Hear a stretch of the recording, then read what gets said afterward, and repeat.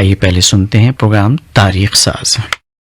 فولاد اور فولاد سے بنی ہوئی اشیاء حکومتوں کی محافظ بھی رہی ہیں اور انسانی تہذیب کے ارتقاء میں فولاد نے گرا مایا کارنامے انجام دیے ہیں۔ ہمارا عہد فولاد کی ان قوتوں کا عہد ہے جس سے ملکوں اور قوموں کو نئی ایجادات اور مشینی وسائل کا وسیلہ میسر آیا ہے۔ آزاد ہندوستان میں فولاد سازی کے جو بڑے اور عظیم الشان کارخانے قائم کیے گئے ہیں، ان کے پس منظر میں ہندوستانی تاریخ کا وہ عظیم الشان ورثہ موجود ہے جس میں فولاد سازی ہندوستان کا مخصوص فن اور مخصوص صنعت رہی ہے۔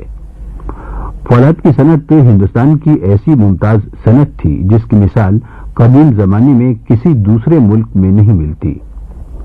زمانہ ماقبل تاریخ سے ہی ہندوستانی فولاد کی بنی ہوئی تلواریں دنیا بھر میں مشہور تھیں۔ عربوں کو ہندوستانی ساخت کی تلوار اس قدر پسند تھی کہ انہوں نے لفظ ہند سے ماخوذ عربی کا ایک لفظ تہنید بنایا جس کے معنی تیز کرنے اور دھار بنانے کے ہیں۔ عربی زبان کے شعراء نے اپنے قصائد میں ہندوستان کی بنی ہوئی تلوار کی غیر معمولی تعریفیں کی ہیں۔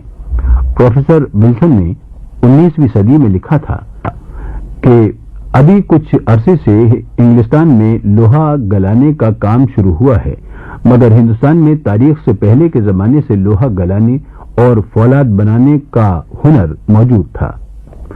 ایک اور انگریز مورخ راناولے نے اپنی کتاب ہندوستانی معیشت میں لکھا ہے، لوہے کی بنی ہوئی ہندوستانی چیزیں دنیا میں مشہور تھیں۔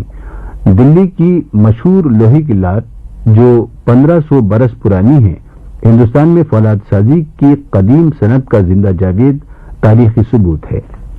ایک اور یورپی مورخ ڈاکٹر بال نے دلی میں قطب مینار کے پاس موجود لوہے کی لاٹ کے بارے میں لکھا ہے، کچھ زیادہ عرصہ نہیں گزرا کہ دنیا کے سب سے بڑے کارخانے میں بھی ایسے بڑے آہنی ستون کی تیاری ناممکن تھی۔ موجودہ یورپ میں بھی صرف چند کارخانے ایسے ملیں گے جن میں دھات کی اتنی بڑی مقدار ڈھالی جا سکتی ہے۔ ہندوستان میں فولاد کی صنعت تاریخ کے مختلف ادوار سے گزرتی ہے۔ اس صنعت نے انسانی سماج کو نئے اور مستحکم وسائل فراہم کیے۔ ہندوستان کی یہ صنعت نہ صرف مقامی ضروریات کو پورا کرتی تھی بلکہ ہندوستان اپنی بنائی ہوئی چیزیں غیر ممالک کو بھی بھیجا کرتا تھا۔ پروفیسر راناولے نے لکھا ہے، ہندوستان میں فولاد کی صنعت قدیم زمانے سے موجود ہے۔ اس صنعت سے باقی دنیا کے ممالک نے بھی استفادہ کیا ہے۔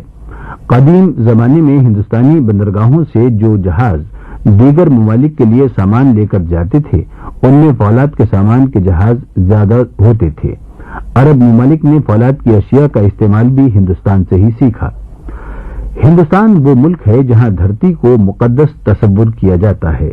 اس دھرتی کے تقدس کو استحکام بخشنے کے لیے مضبوط اشیاء کی تعمیرات سے مدد لی گئی۔ ابتدا میں پتھر اور لکڑی کا استعمال ہوتا تھا، لیکن فولاد کو صرف تعمیرات کے لیے ہی نہیں بلکہ مختلف مشینوں اور آلات کے لیے بھی استعمال کیا گیا۔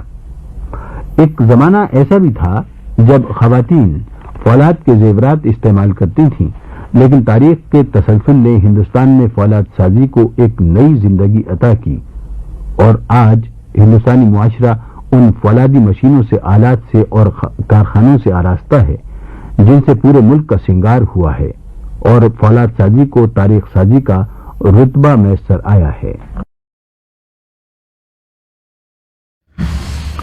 ابھی آپ سن رہے تھے تاریخ ساز پروگرام، موضوع تھا ہندوستان کا فولاد۔